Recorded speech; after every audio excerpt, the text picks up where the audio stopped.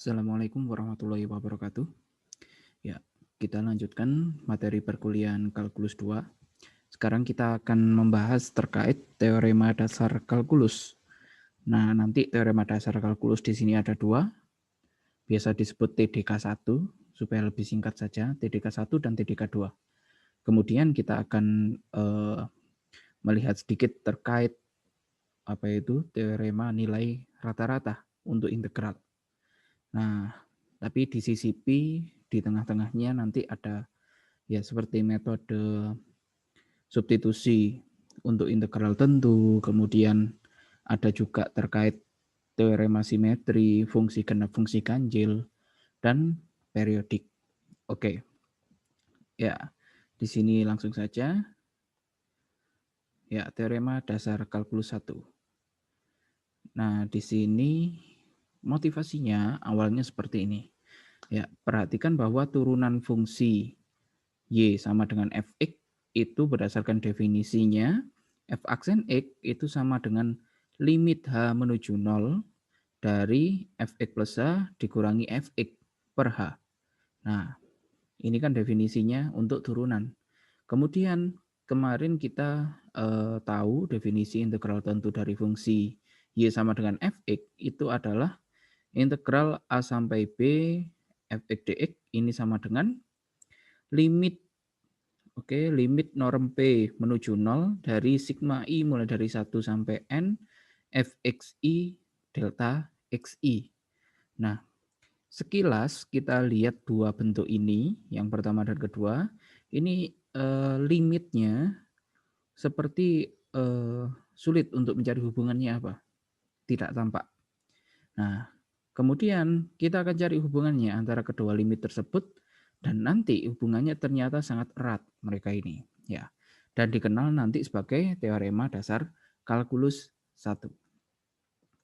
Nah, kita berbicara terkait kecepatan dan jarak ya. Kecepatan dan jarak di sini misalkan diberikan fungsi kecepatan suatu benda itu dinyatakan sebagai Vt sama dengan Ft sama dengan T plus 2 misalkan saja.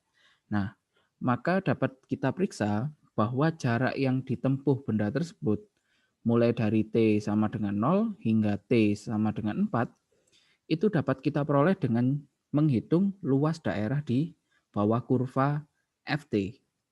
Mulai dari T-nya 0 sampai 4.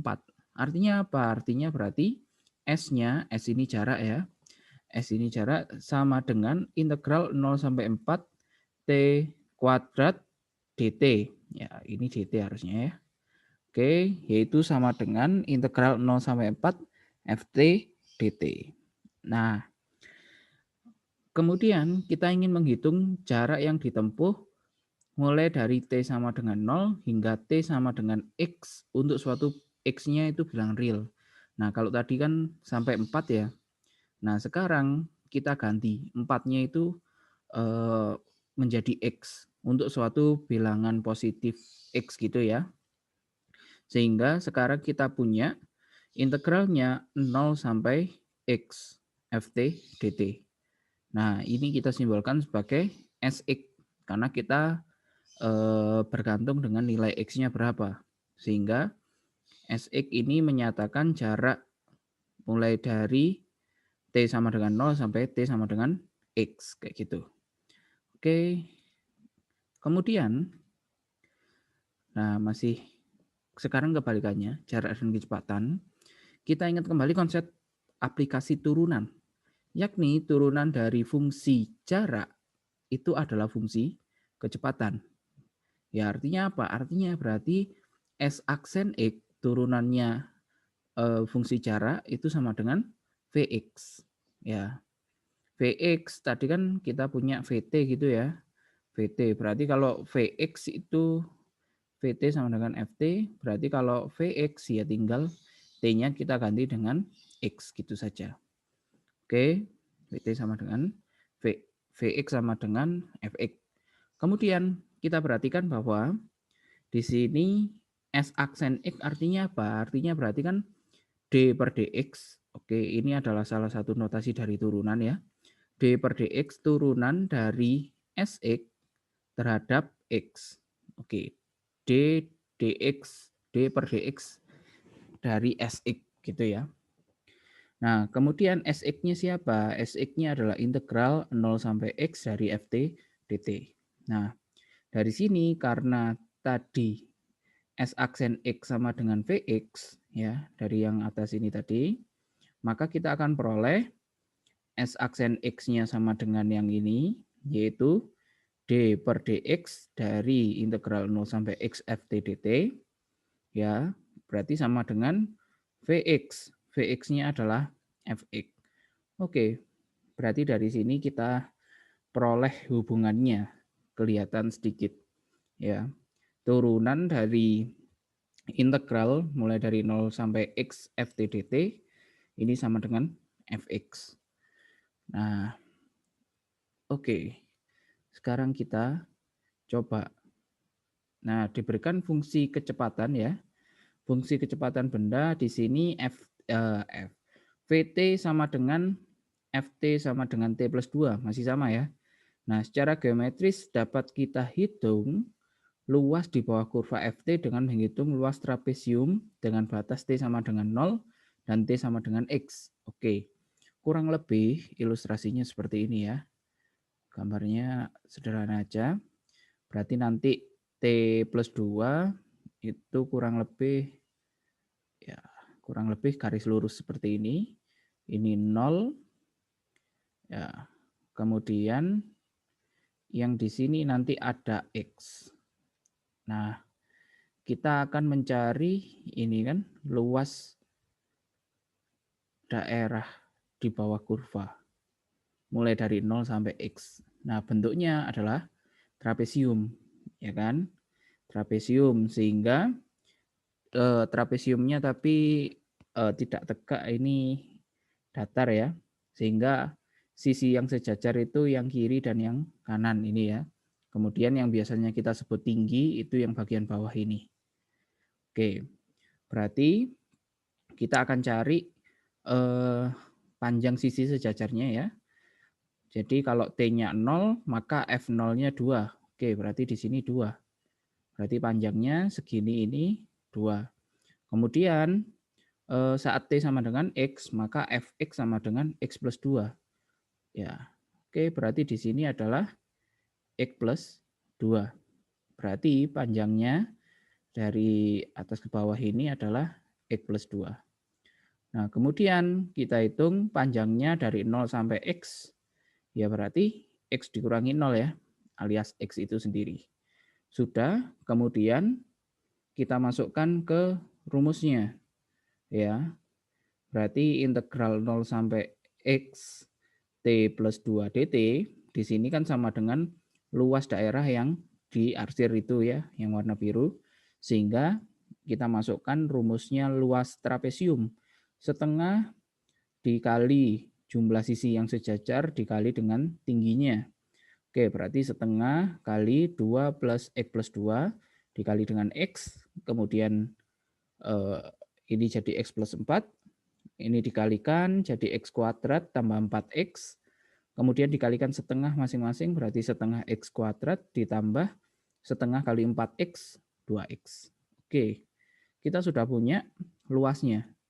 Yaitu tidak lain tidak bukan, di sini dia adalah Sx-nya ya. Oke, Sx-nya sudah dapat. Sekarang, nah di sini akibatnya kita peroleh bahwa Lx. Lx-nya yang tadi setengah X kuadrat ditambah 2X. Nah, turunannya berarti L aksen X ini sama dengan D per dx dari Lx. Ya. Sehingga D per dx dari setengah X kuadrat tambah 2X. Oke, tinggal kita turunkan, berarti terhadap X ya. Setengah kali 2X berarti X, kemudian 2X diturunkan jadi 2. Oke, hasilnya X plus 2. Dari sini kita peroleh bahwa D per dx dari integral 0 sampai X T plus 2 dt sama dengan X plus 2. Ya, berarti sesuai dengan yang diinginkan tadi. Nah, akhirnya kita bisa menyimpulkan bahwa teoremanya kurang lebih seperti teorema dasar kalkulus 1. Misalkan f adalah fungsi kontinu pada interval tutup a, b, dan x adalah titik di interval tersebut. Oke, maka d per dx dari integral a, oke, batas bawahnya a sampai x ft dt ini sama dengan fx. Oke, berarti tergantung dari batas bawahnya, tidak selalu 0. Nah, kalau tadi contohnya kebetulan 0. Kalau di sini batas bawahnya A, batas atasnya B. Oke. Ya. Kemudian di sini kita juga ada teorema berikutnya. Sifat perbandingan. Nah, jika F dan G dapat diintegralkan pada interval tutup A sampai B, oke, dan fx kurang dari sama dengan gx untuk semua x di interval tersebut, maka berlaku integral a sampai b fx dx kurang dari sama dengan integral a sampai b gx dx. Oke, ilustrasinya di sini idenya adalah kita punya interval a sampai b. Oke. Kemudian di sini ada fx ya. Fx anggap saja seperti ini kurvanya. Kemudian ada juga gx. Gx anggap saja kurvanya ini. Ya. Oke. Di sini kelihatan ya, yang warna kuning ini gx. Kemudian yang warna biru ini fx. Nah, dari sini kelihatan bahwa pada interval A sampai B, karena kurva gx berada di atasnya fx, artinya apa? Artinya nilai dari gx itu lebih besar daripada fx, atau fx kurang dari sama dengan gx, gitu. Nah, otomatis di sini bisa kelihatan bahwa luasnya luas di bawah kurva fx itu hanya segini ya. Nah, sedangkan luas di bawah kurva gx otomatis lebih besar. Nah, itulah awal mulanya idenya seperti itu. Oke. Kemudian sifat keterbatasan. Misalkan f fungsi yang dapat diintegralkan pada interval tutup a sampai b dan m kecil kurang dari sama dengan fx kurang dari sama dengan m besar. Artinya nilai dari fx berada di antara m kecil dan m besar. Oke. Untuk semua x di interval tersebut, maka nilai integral dari a sampai b fx dx ini kurang berada di antara m kecil kali b min a dan m besar kali b min a. Oke, di sini idenya kurang lebih masih mirip ya. Jadi kita punya ini a, ini b, kemudian kita punya suatu kurva. Oke, kurvanya fx. Nah, kemudian kurvanya fx seperti ini, kita ambil nilai terkecilnya. Nah, ini adalah m kecil. Kemudian nilai terbesarnya, oke. Nah, di sini adalah m besar. Nah, dapat dilihat bahwa luas daerah di bawah kurva fx, oke, berarti segini ya. Luas di bawah kurvanya berarti itu berada di antara nilainya lebih besar daripada luas persegi panjang yang bawah ini. Oke ya. Oke, persegi panjang yang bawah ini adalah panjangnya b min a, lebarnya m kecil. Nah, dan luas di bawah kurva fx itu nilainya pasti kurang dari luas persegi panjang yang lebih besar, yaitu panjangnya B min A tetap, lebarnya ini adalah M besar. Oke, maka dari itu luas persegi kan panjang kali lebar, yaitu M kali B min A, M kali B min A. Oke, kurang lebih seperti itu. Nah, sekarang kita masuk teorema dasar kalkulus 2. Ini adalah yang selama ini kita gunakan ketika mengerjakan integral. Sebenarnya itu adalah teorema dasar kalkulus 2. Nah, misalkan f fungsi kontinu pada interval tutup A sampai B, dan f besar antiturunan dari f kecil pada interval A sampai B. Maka integral A sampai B fx dx ini sama dengan f besar B dikurangi f besar A. Ya, ini adalah yang selama ini kita gunakan untuk menghitung integral tentu selama SMA. Jadi selama SMA sebenarnya kita menggunakan teorema dasar kalkulus 2. Kalau menggunakan definisi integral tentu yang sebenarnya, ya seperti pertemuan sebelumnya, caranya ya pakai definisi itu. Nah, kalau misalkan kita integralkan, kemudian kita hitung, masukkan batasnya, berarti FB dikurangi FA, berarti di situ sebenarnya kita sudah menggunakan teorema dasar kalkulus 2. Wow, oke. Ya, selanjutnya di sini aturan substitusi untuk integral tak tentu, ya, berarti tidak memiliki batas. Misalkan G adalah fungsi yang dapat diturunkan dan f besar antiturunan dari f kecil, maka integral f gx dikali g aksen x dx ini adalah f besar gx ditambah konstanta. Nah, ini juga sama seperti waktu SMA ya, bentuknya memang seperti ini.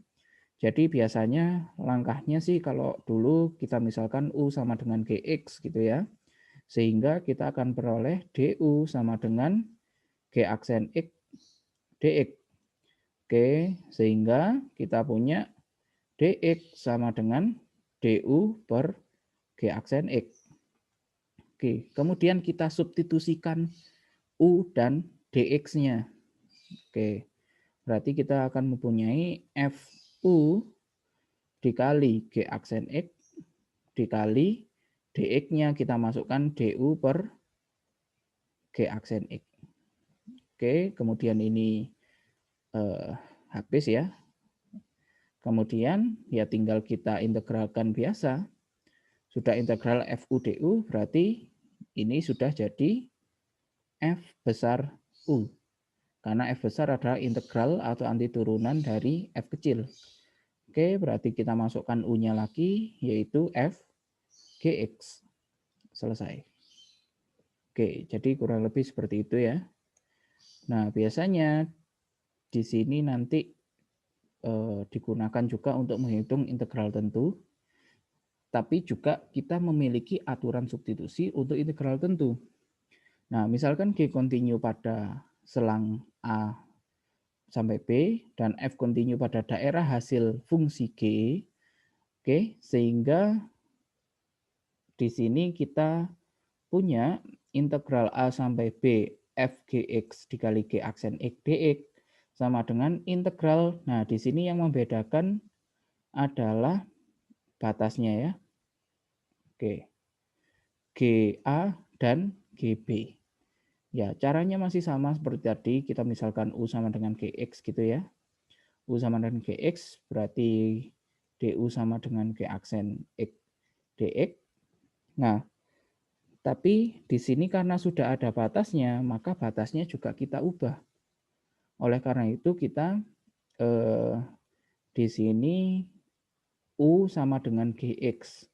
Berarti kita akan memiliki batasnya sekarang adalah untuk yang bawah. Berarti kita ubah menjadi GA. Karena X-nya kita masukkan A.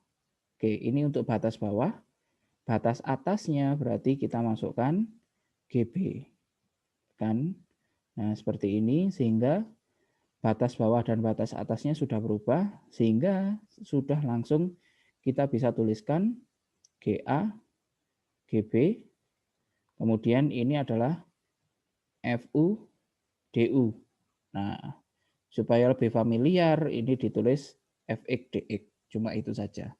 Sebenarnya biasanya pakai FUDU juga tidak ada masalah. Asal-muasalnya seperti itu. Nah, kalau di sini kita ubah langsung batasnya sehingga kita langsung kerjakan sampai selesai, beres. Kalau yang tadi integral tak tentu, berarti kita cari hasilnya, berarti yang fx plus c-nya dulu. Kemudian kalau kita mau menghitung integral tentunya, kita masukkan batasnya A sampai B. Tapi C-nya tidak perlu. Oke, itu untuk yang sebelumnya tadi. Nah, di sini untuk latihannya saya serahkan ke kalian dulu. Silakan mencoba, bisa dibaca juga contoh soalnya di buku. Tapi nanti insya Allah akan saya bahas sebelum saya memberikan tugas. Ya, kurang lebih seperti itu. Oke, di sini ada 3 nomor untuk coba-coba. Ini aturan substitusi semuanya, jadi masih santai. Bebas mau menggunakan yang aturan substitusi integral tak tentu maupun yang integral tentu dengan mengubah batasnya, tidak ada masalah. Ya, oke. Selanjutnya, teorema nilai rata-rata. Teorema nilai rata-rata di sini. Oke, perhatikan bahwa rata-rata dari suatu data adalah Y bar. Nah, ini biasanya ya kan. Y1 tambah Y2 sampai Yn dibagi dengan N. Nah, kemudian di sini kita akan menghitung rata-rata dari suatu fungsi. Nah, suatu fungsi artinya apa? Berarti daerah yang di bawah kurvanya. Bukan. Jadi, kita akan punya interval A sampai B, kita partisi menjadi N bagian yang sama, seperti kemarin ya. Sehingga kita punya X0 kurang dari X1 sampai dengan Xn, dan panjangnya yaitu delta Xi, berarti B min A dibagi dengan N, karena kita bagi sama rata. Maka rata-rata dari Fx1, Fx2, dan Fx sampai dengan Fxn, ini adalah berarti kita jumlah semuanya, kemudian kita bagi dengan N. Ya, seperti itu ya logikanya. Jadi bukan yang di rata-rata bukan luas daerahnya, tapi yang di rata-rata adalah nilai fungsinya. Oke ya, hati-hati. Nah, di sini berarti ini 1/n-nya keluar ya, kemudian yang bagian pembilang ini sama saja dengan sigma I mulai dari 1 sampai N dari Fxi gitu ya. Kemudian di sini 1/n-nya kita masukkan ke dalam lagi. Oke, berarti dikali dengan 1/n. Kemudian kita manipulasi. Kita lakukan manipulasi dengan dikalikan B min A per B min A. Ini kan sebenarnya sama saja dengan dikali 1. Tidak mengubah nilai awal. Oke. Kemudian B min A yang bawah ini kita keluarkan ke depan. Karena tidak ada tidak mengandung I ya kan, berarti dia kita anggap sebagai konstan, bisa ke depan jadi 1 per B min A. Jadinya seperti ini. Kemudian yang di bagian dalam berarti B min A per N, ya kan? Tinggal B min A per N. Nah, kita tahu B min A per N di sini tadi adalah delta XI. Oke, berarti ini sama dengan delta XI. Berarti kita punya rata-rata dari N buah nilai fungsi itu adalah 1 per B min A. Oke, batas atas dikurangi batas bawah. Dikali dengan jumlah dari Fxi kali delta Xi-nya. Nah, bentuk ini kan sangat familiar ya. Berdasarkan yang kita pelajari kemarin. Di sini dia bentuknya seperti jumlah Riemann. Nah, sekarang tinggal kita hitung integral Riemann-nya sehingga kita punya rata-rata yang sangat bagus. Oke ya. tidak hanya dibagi menjadi n partisi, tapi tak hingga partisi, yaitu n-nya menuju tak hingga nantinya. Oke, sehingga kita akan memiliki di sini nilai rata-rata dari suatu fungsi itu jika f dapat diintegralkan pada interval tutup A sampai B, maka nilai rata-rata fungsi f pada interval tersebut adalah 1/B-A dikali integral A sampai B fx dx. Oke, kemudian yang ketujuh, teorema berikutnya yaitu teorema terkait nilai rata-rata untuk integral. Ya, di sini f kontinu pada interval tutup A sampai B.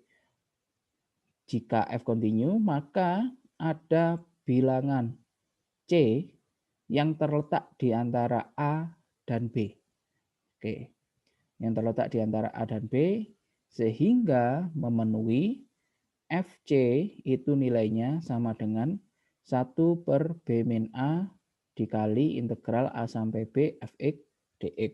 Oke, dijamin nanti ada C sehingga FC nilainya sama dengan rata-ratanya. Kayak gitu. Oke, teorema nilai rata-rata untuk integral. Kemudian di sini kita berbicara fungsi genap dan ganjil.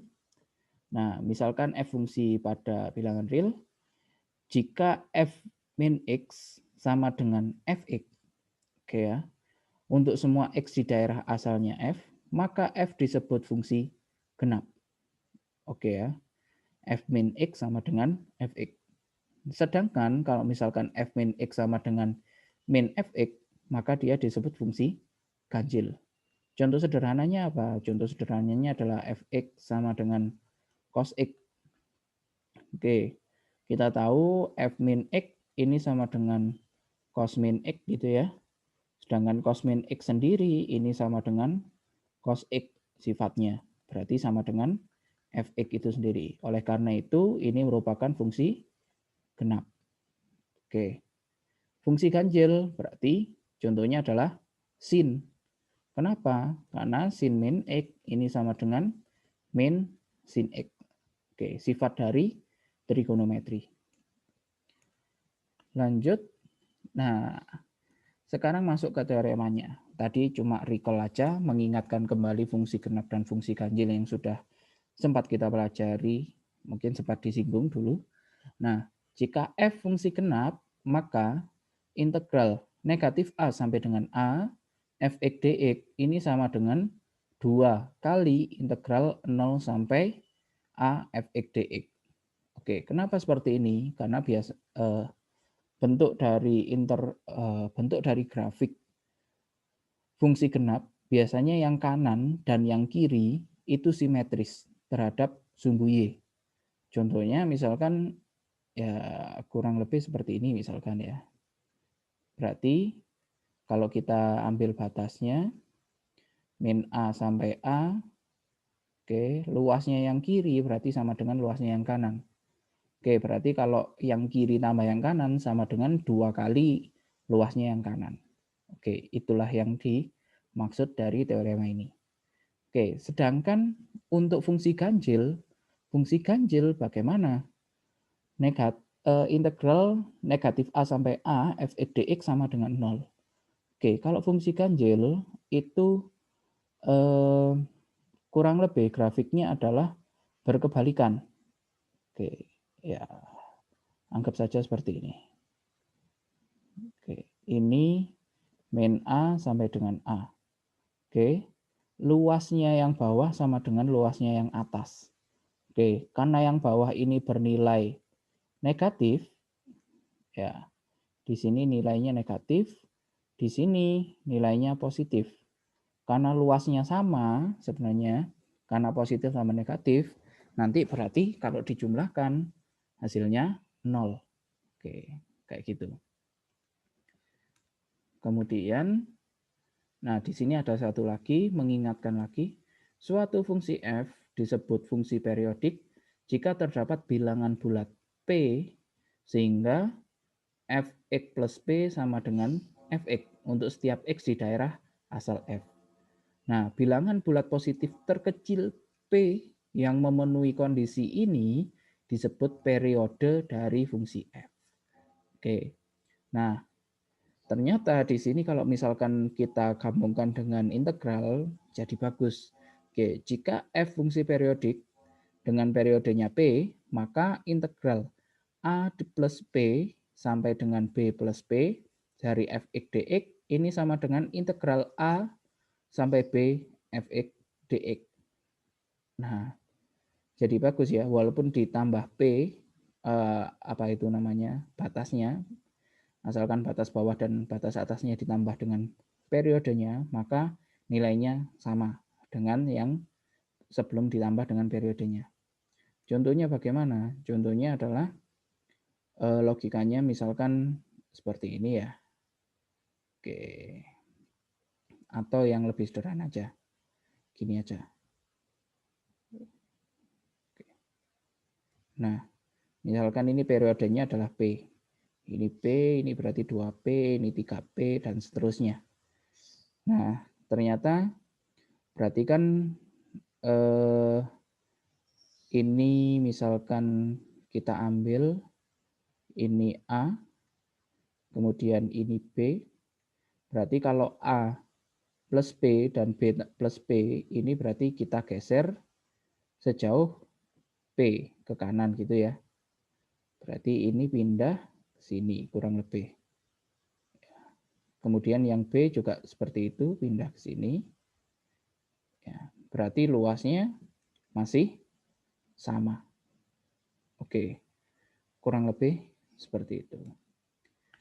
Ya, ini latihan untuk terkait teorema nilai rata-rata. Tentukan semua nilai C yang memenuhi teorema nilai rata-rata untuk fx sama dengan x kuadrat pada interval negatif 4 sampai 4. Berarti kita mencari nilai C yang memenuhi FC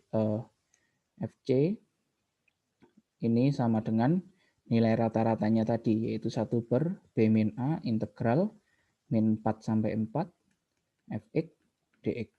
Oke, kita akan mencari C-nya berapa saja. Seperti itu.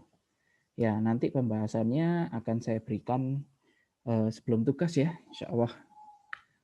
Oke, untuk materinya saya cukupkan sampai sini dulu. Silakan dipahami terlebih dahulu, bisa